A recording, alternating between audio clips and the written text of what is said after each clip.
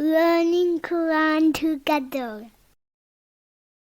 बिस्मिल्लाह अल्हम्दुलिल्लाह वस्सलातु वस्सलामु अला रसूलिल्लाह। सूरह अल-आराफ आयत 156। वक्तुब लना, और हमारे लिए लिख दे, हाज़िहि दुनिया, इस दुनिया में, हसनतन, भलाई, व फिल आखिरती, और आखिरत में, यानी हमें अमाल सालिह की तौफीक दे और हमसे उनको कबूल कर ले, हमारे गुनाहों को बख्श दे और हमें अपने नेक बंदों के साथ जन्नत में दाखिल फरमा। हमें इस दुनिया में सेहत, लोगों से बेनियाजी, इल्म नाफे, वसी रिज़्क और अमल सालिह अता फरमा, और आखिरत में जन्नत और अपनी रजामंदी नसीब फरमा। इन्ना हुदना इलैका, यकीनन हमने तेरी तरफ रजू किया, यानी हमने तौबा कर ली, आपकी पनाह ले ली और हम आपकी तरफ से मदद के तलबगार हैं। मूसा अलैहिस्सलाम ने ये मुतालबा किया कि हमारे लिए दुनिया में भी भलाई लिख दे और आखिरत में भी। कौला अजाबी, फरमाया मेरा अजाब, उसीबू, मैं पहुँचाता हूँ, मन अशाउ, जिसे चाहता हूँ। अल्लाह ताला ने फरमाया मैं अपने अजाब जिसे चाहता हूँ देता हूँ, अपनी हिकमत से जिसको चाहता हूँ उसी को सजा देता हूँ और दूसरों से दरगुजर करता हूँ। मैं अजाब उसी को देता हूँ जो अजाब के और बदबख्ती के असबाब इख्तियार करता है। बदबख्त वो है जो अपने रब के हुक्म की नाफरमानी करता है और उसकी अताअत से बाहर निकलता है। व रहमती, और मेरी रहमत,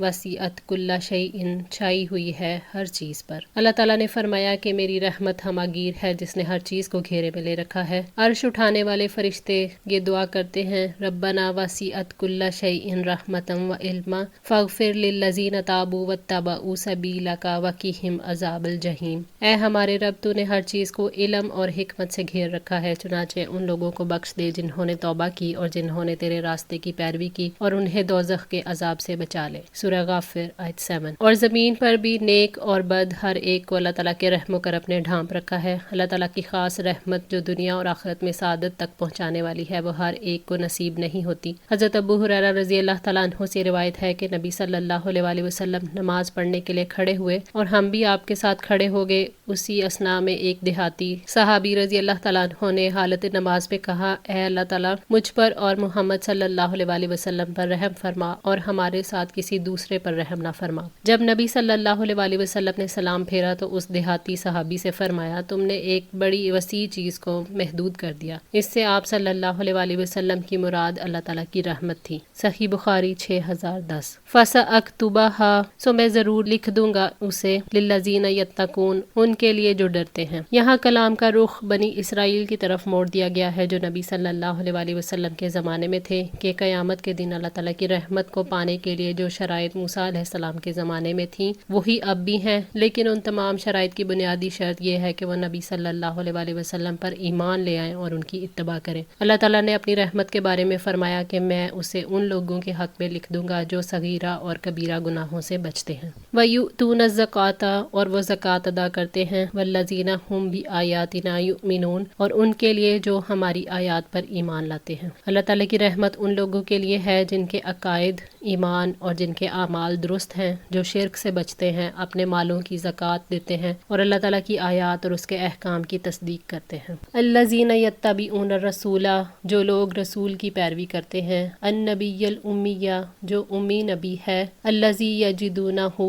जिसे वो पाते हैं। मकतूबन, लिखा हुआ। इंदहुम फित तौराती वल इंजील, अपने हाँ तौरात और इंजील में। अल्लाह ताला ने बनी इसराइल के लिए ईमान में दाखिले के लिए शर्त रखी है कि वो नबी सल्लल्लाहु अलैहि वसल्लम पर ईमान लाएं। आज ये रहमत उन लोगों का हिस्सा है जो नबी उम्मी सल्लल्लाहु अलैहि वसल्लम की पैरवी इख्तियार करें, जिनका जिक्र उन्हें तौरात और इंजील में मिलता है। अता बिन यसार रहमतुल्लाह ने बयान किया कि मैं हज़रत अब्दुल्ला बिन उमरू बिन आस रज़ी अल्लाह तआला अन्हु से मिला और उनसे कहा कि रसूलुल्लाह सल्लल्लाहु अलैहि वसल्लम की जो सिफ़त तौरात में आई हैं उनके मुतालिक मुझे कुछ बताइए। उन्होंने कहा कि हाँ, खुदा की कसम, आपकी तौरात में बिल्कुल बाज़ वही सिफ़ात आई हैं जो कुरान पाक में मज़कूर हैं, जैसे कि ए नबी, हमने तुम्हें गवाह, खुशखबरी देने वाला, डराने वाला और अनपढ़ कौम की हिफाजत करने वाला बनाकर भेजा है। तुम मेरे बंदे और मेरे रसूल हो। मैंने तुम्हारा नाम मुतवक्कल रखा है। तुम ना बदखू हो, ना सख्त दिल, ना बाजारों में शोर मचाने वाले। और तौरात में भी ये लिखा है, वो मेरा बंदा और रसूल है, बुराई का बदला बुराई से नहीं लेगा बल्कि माफ़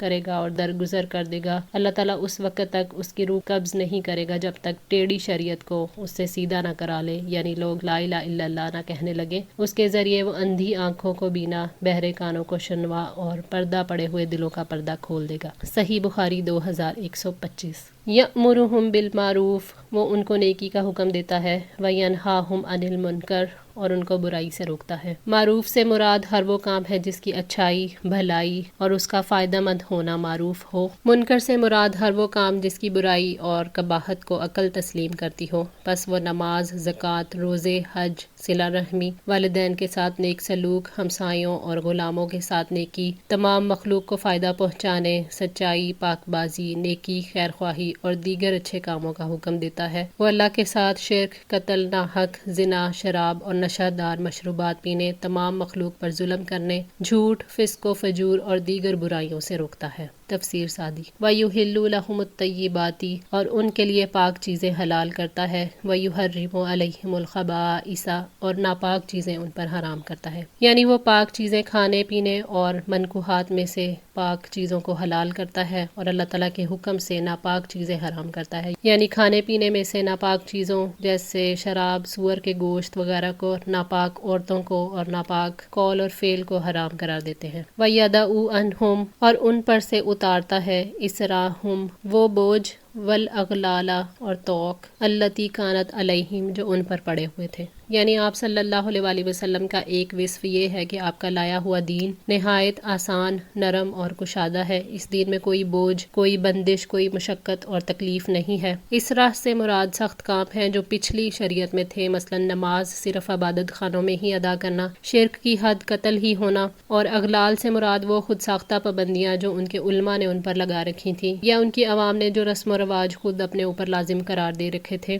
حضرت ابو ہریرہ رضی اللہ تعالیٰ عنہ سے روایت ہے کہ نبی صلی اللہ علیہ وآلہ وسلم نے فرمایا، یقیناً دین آسان ہے۔ صحیح بخاری 39۔ چنانچہ اسلام نے بہت سے مشکل اور تکلیف دہ احکام کو منسوخ کر دیا جو موسیٰ علیہ السلام کے دین میں پائے گئے۔ فالذین آمنوا بہ، سو جو لوگ اس پر ایمان لائے، وعزروہ، اور انہوں نے اس کو قوت دی، ونصروہ، اور اس کی مدد کی، واتبعوا النور، اور اس نور کی اتباع کی، الذی انزل معہ، جو اس کے ساتھ نازل کیا گیا، اولئک ھم المفلحون، وہی لوگ کامیاب ہونے والے ہیں۔ یعنی جو لوگ نبی امی کی تصدیق کریں، ان کی نبوت کا اقرار کریں، اس کے دشمنوں، کافروں، مشرکوں اور منافقوں کے مقابلے میں ان کی مدد کریں۔ واتبعوا النور الذی انزل معہ، یہاں نور سے مراد قرآن پاک ہے، جس سے گمراہی کے اندھیروں میں روشنی حاصل کی جاتی ہے اور جس سے شک اور شبہات دور ہوتے ہیں۔ تو یہی وہ لوگ ہیں جو دنیا اور آخرت کی بھلائی پائیں گے، اور یہی لوگ دنیا اور آخرت کے شر سے نجات پائیں گے، کیونکہ یہ وہ لوگ ہیں جو فلاح کا سب سے بڑا سبب لے کر اللہ تعالیٰ کے ہاں حاضر ہوں گے۔ رہے وہ لوگ جو اس نبی امی پر ایمان نہ لائے،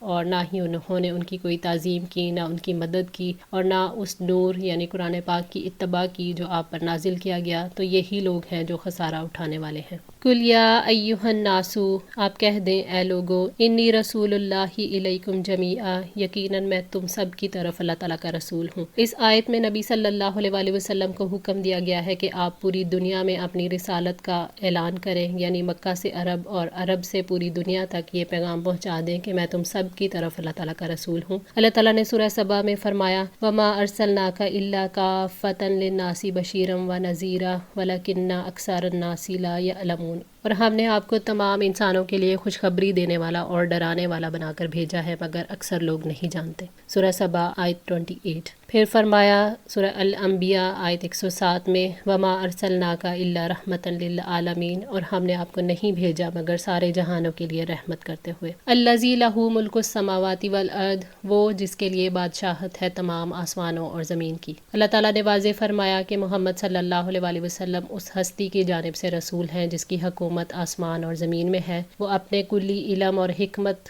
اور احکامات کے ذریعے سے اس کائنات کے نظام کو چلاتا ہے۔ اس کے دینی اور شرعی احکامات میں سے ایک حکم ہے کہ اس نے محمد صلی اللہ علیہ وآلہ وسلم کو ساری دنیا کی طرف قیامت تک کے لیے ایک عظیم رسول مبعوث فرمایا، جو تمہیں اللہ کی رضا اور اس کی عزت والے گھر یعنی جنت کی طرف بلاتا ہے، اور تمہیں اس چیز سے روکتا ہے جو تمہیں اس گھر سے دور کر دے۔ لا الہ الا ہو، اس کے سوا کوئی معبود نہیں، یحیی و یمیت، وہی زندہ کرتا ہے اور وہی مارتا ہے۔ یعنی اللہ تعالیٰ کے سوا کوئی حقیقی معبود نہیں، اللہ تعالیٰ ایک ہے، اس کا کوئی شریک نہیں، وہ اکیلا عبادت کا حق رکھتا ہے، زندہ کرنے اور مارنے میں اس کا کوئی شریک نہیں۔ انسان زندگی اس زمین پر گزارتا ہے جو فانی جہان ہے، موت کے بعد اسے ایسے جہان میں جانا ہے جو ہمیشہ رہنے والا ہے۔ جو شخص موت کے بعد ہمیشہ کی زندگی پر یقین رکھتا ہے وہ اللہ کے آخری نبی محمد صلی اللہ علیہ وآلہ وسلم کی تصدیق کرتا ہے۔ فآمنوا باللہ، سو تم اللہ تعالیٰ پر ایمان لے آؤ، ورسولہ النبی الامی، اور اس کے رسول پر جو امی نبی ہے، الذی یؤمن باللہ وکلماتہ، جو اللہ اور اس کی باتوں پر ایمان رکھتا ہے۔ اللہ تعالیٰ نے رسول پر ایمان لانے کی دعوت اس لیے دی ہے کہ وہ اپنے عقائد اور اعمال میں بالکل درست طریقے پر ہیں۔ واتبعوہ، اور اس کی پیروی کرو، لعلکم تہتدون، تاکہ تم ہدایت پاؤ، یعنی رسول صلی اللہ علیہ وآلہ وسلم کے طریقے پر چلو۔ رسول کی پیروی کرو گے تو ہدایت نصیب ہوگی، اور اگر رسول کی مخالفت کرو گے تو گمراہ ہو جاؤ گے۔ رسول اللہ صلی اللہ علیہ وآلہ وسلم کی پیروی کر کے ہی دنیا اور آخرت میں سعادت تک پہنچ سکتے ہیں۔ ایمان کا تقاضا یہ ہے کہ تمام لوگ رسول کی اطاعت کریں، ان کی سنت کی پیروی کریں اور ان کی لائی ہوئی شریعت کے مطابق عمل کریں۔ اس سے یہ پتہ چلتا ہے کہ جو لوگ رسول کی اطاعت نہیں کرتے ان کے کامیاب ہونے کی کوئی امید نہیں، اور اتنی بات کافی نہیں ہے کہ لوگ زبان سے ایمان لے آئیں، ایمان کا عملی ثبوت دینا ہی اسلام ہے۔ وَمِن قَوْمِ موسیٰ، اور موسیٰ کی قوم میں سے امتٌ، ایک گروہ تھا۔ قوم موسیٰ یعنی بنی اسرائیل میں سے کچھ ایسے لوگ بھی ہیں، یہدون بالحق، جو حق کے ساتھ ہدایت کرتے ہیں، وبہ یعدلون، اور اس کے ساتھ عدل کرتے ہیں، یعنی لوگوں کو حق کی تعلیم دیتے ہیں اور ان کی رہنمائی اس ذریعے سے کرتے ہیں، وہ اپنے عقائد اور عبادات میں حق پر عمل کرتے ہیں اور اسی کی طرف دعوت دیتے ہیں۔ سورہ آل عمران آیت 119 میں فرمایا، وَإِنَّ مِنْ أَهْلِ الْكِتَابِ لِمَنْ يُؤْمِنُ بِاللَّهِ وَمَا أُنزِلَ إِلَيْكُمْ وَمَا أُنزِلَ إِلَيْهِمْ خَاشِعِينَ لِلَّهِ لَا يَشْتَرُونَ بِآيَاتِ اللَّهِ ثَمَنًا قَلِيلًا أُولَئِكَ لَهُمْ أَجْرُهُمْ عِندَ رَبِّهِمْ إِنَّ اللَّهَ سَرِيعُ الْحِسَابِ، اور بے شک اہل کتاب میں سے ایسے بھی ہیں جو یقیناً ایمان رکھتے ہیں اللہ تعالیٰ پر اور اس چیز پر جو تمہاری طرف نازل کی گئی ہے اور جو ان کی طرف نازل کی گئی ہے، اور وہ اللہ تعالیٰ کے لیے خشوع کرنے والے ہیں، اللہ کی آیات کے بدلے تھوڑی قیمت نہیں خریدتے۔ یہی لوگ ہیں جن کا اجر ان کے رب کے پاس ہے، بلا شبہ اللہ تعالیٰ بہت جلد حساب لینے والا ہے۔ یہاں موسیٰ علیہ السلام کی قوم کے نیک لوگوں کی خصوصیات بتائی گئی ہیں کہ کچھ لوگ حق بات کرنے والے ہیں، وہ یقین کرنے والے، ثابت قدم ہیں، کلمہ حق کی طرف رہنمائی کرنے والے اور استقامت کا راستہ دکھانے والے اور اس کی طرف رہنمائی کرنے والے ہیں، اور وہ آپس میں جھگڑوں میں حق اور انصاف کے ساتھ فیصلہ کرتے ہیں۔ وَقَطَعْنَاهُمْ، اور الگ الگ کر دیا ہم نے انہیں، اثنتا عشرۃ، 12 اسباطً، قبیلوں میں، اماماً، جماعتیں بنا کر، یعنی ہم نے ان کے 12 قبیلے بنا دیے جو ایک دوسرے کو جانتے تھے، اس لیے کہ سب یعقوب علیہ السلام کی اولاد تھے اور ان کے ہر بیٹے کی اولاد ایک قبیلہ تھی۔ بنی اسرائیل کی شاخوں کے اعتبار سے انہیں تقسیم کیا گیا، ہر گروہ یعقوب علیہ السلام کے پوتوں میں سے کسی ایک کی شاخ تھا۔ انتظام کے اعتبار سے پانی کی تقسیم کے لیے 12 گھرانوں میں بانٹنا تھا تاکہ وہ ایک دوسرے کے حقوق غصب نہ کریں۔ وَأَوْحَيْنَا إِلَىٰ مُوسَىٰ، اور وحی کی ہم نے موسیٰ کی طرف، اِذِ اسْتَسْقَاهُ، جب پانی مانگا اس نے، قومہ، اس کی قوم نے، جب پانی مانگا اس سے، قومہ، اس کی قوم نے، جب موسیٰ علیہ السلام کی قوم نے ان سے پانی مانگا تاکہ وہ خود اپنی پیاس بجھائیں اور اپنی ضروریات پوری کریں اور اپنے مویشیوں کو بھی پانی پلائیں۔ یہ صحرائے سینا کا واقعہ ہے۔ اَنِضْرِبْ، کے مارو، بِعَصَاکَ الْحَجَرَ، اپنا عصا پتھر پر۔ تو موسیٰ علیہ السلام نے پتھر پر عصا مارا، فَانْبَجَسَتْ مِنْہُ، تو اس سے پھوٹ نکلے، اثنتا عشرۃ عینا، 12 چشمے، اس پتھر سے آہستہ آہستہ بہتے ہوئے چشمے پھوٹ پڑے۔ قد علیما، بلا شبہ جان لیا، کلو اناسن، ہر گروہ نے، مشربہم، اپنے پانی پینے کی جگہ۔ جب 12 قبیلوں کے درمیان پانی کو تقسیم کروایا گیا اور ہر ایک کے لیے اس کا چشمہ مقرر کروایا گیا تو انہوں نے اپنے پانی لینے کی جگہ کو پہچان لیا۔ یہ ان پر اللہ تعالیٰ کا بہت بڑا انعام تھا، پانی کی وجہ سے ضروریات بھی ان کی پوری ہو گئیں اور تھکاوٹ بھی دور ہو گئی۔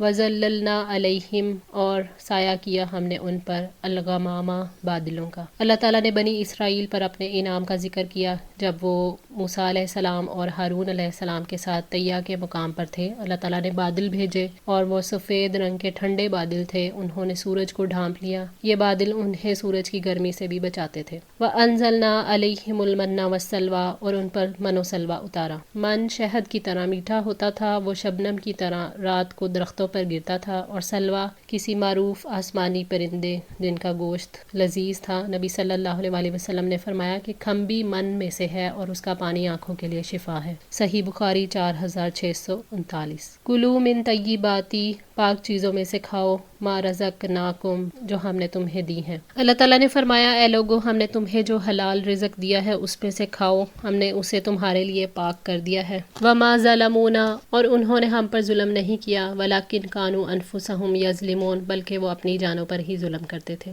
یعنی انہوں نے انبیاء کے سامنے سرکشی اختیار کر کے، اپنے رب کی اطاعت نہ کر کے ہم پر ظلم نہیں کیا، انہوں نے اللہ تعالیٰ کی ناراضگی کا کام کر کے اصل میں اپنی جانوں پر ظلم کیا۔ اللہ تعالیٰ نے بنی اسرائیل کے لیے صحرا میں تمام ضروریات زندگی مہیا کر دی، ان کے لیے صحرا میں کھانے پینے اور سائے کا انتظام کیا، اور انہیں کھانے کے لیے پرندوں کا گوشت اور میٹھے میوے عطا کیے۔ یہ انعامات اللہ تعالیٰ کی طرف سے رحمت کا مظاہرہ تھا، اور ان انعامات کو پا کر چاہیے تو یہ تھا کہ وہ شکر ادا کرتے، لیکن انہوں نے شکر ادا نہ کر کے اللہ پر ظلم نہیں کیا، اس لیے کہ ناشکری کا وبال ان پر ہی ہے۔ وَإِذَا قِيلَ لَهُمْ، اور جب ان سے کہا گیا، اسْكُنُوا هَٰذِهِ الْقَرْيَةَ، تم اس بستی میں جا کر رہو۔ اللہ تعالیٰ نے نبی صلی اللہ علیہ وآلہ وسلم سے فرمایا کہ اے محمد صلی اللہ علیہ وآلہ وسلم، اس قوم کی خطاؤں اور اپنے رب کے احکامات کی خلاف ورزیوں اور ان کی اپنے نبی موسیٰ علیہ السلام کی نافرمانیوں اور ان کے بات بدلنے کو یاد کرو، اس وقت جب اللہ تعالیٰ نے انہیں فرمایا کہ اس بستی میں رہو۔ وہ بیت المقدس تھی۔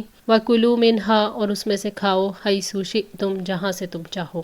یعنی اس بستی میں پھلدار درخت اور زندگی گزارنے کے لیے وافر ضروریات موجود ہیں، اس لیے فرمایا جو چیز چاہے کھاؤ۔ وَكُلُوا حِطَّةٌ، اور کہنا کہ ہمیں بخش دے۔ وَادْخُلُوا الْبَابَ سُجَّدًا، اور دروازے میں سے جھک کر داخل ہونا۔ بنی اسرائیل کو اللہ تعالیٰ نے حکم دیا کہ جب تم بستی کے دروازے میں داخل ہو تو کہتے جانا کہ ہمارے گناہوں کو معاف کر دے اور انہیں ہم سے دور کر دے، یعنی یہ ان کی توبہ کا اعلان تھا، اور انہیں سجدہ کرتے ہوئے خشوع کے ساتھ داخلے کا حکم دیا گیا تھا۔ نغفر لکم، ہم بخش دیں گے تمہارے لیے، خطیئاتکم، تمہاری خطائیں، سنزید المحسنین، اور ہم ان قریب نیکی کرنے والوں کو زیادہ دیں گے۔ اللہ تعالیٰ نے بنی اسرائیل سے وعدہ کیا کہ ان کے گناہ معاف کر دیں گے اور کوئی مواخذہ نہیں کریں گے، اور جو کوئی نیکی کا راستہ اختیار کرے گا تو اللہ تعالیٰ کا وعدہ ہے کہ اللہ اسے دنیا اور آخرت دونوں میں بھلائی عطا کرے گا اور اپنے مزید انعامات سے نوازے گا۔ فبدل، پس بدل دیا، الذین ظلموا منہم، ان لوگوں نے جنہوں نے ظلم کیا ان میں سے، قولاً،